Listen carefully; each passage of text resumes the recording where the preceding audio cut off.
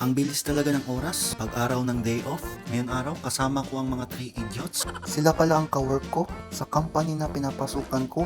Maglalaro daw kami ng billiard, kaya sumama na ako. Dumating na nga kami dito sa isang game center dito sa Gumaken. Ang dami palang UFO catcher dito sa game center na to. May mga laruan, stuffed toys, at mga snacks. Kaya lang di ko nakunan yung video ng snacks kasi may nakita akong maganda sa paningin ko. Lahat na lalaki mapapatingin pag ganito yung nakadisplay sa harap mo.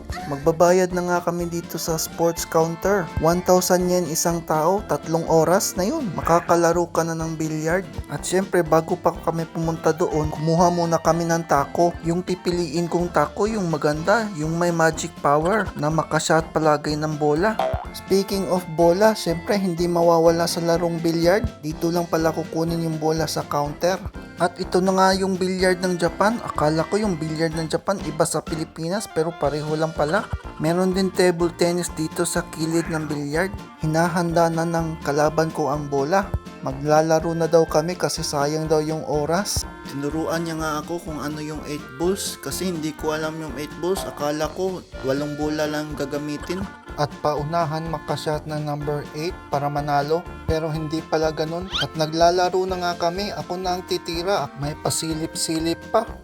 Tingnan nyo naman ang wonderful shot ko. Ang galing talaga napili kong taco. Ang lakas niya makachamba ipasok ang bola. O tingnan nyo, pumasok ulit, di ba? Scratch ball ang tawag doon. Pag pinasok mo yung puting bola, ang kalaban na ang titira. Masaya maglaro ng billiard, marunong ka man o hindi. Basta ang importante, ini-enjoy mo yung moment ngayon at kung anong ginagawa mo. Naks naman, umuhugot ka na. Sayang, talo ako dito.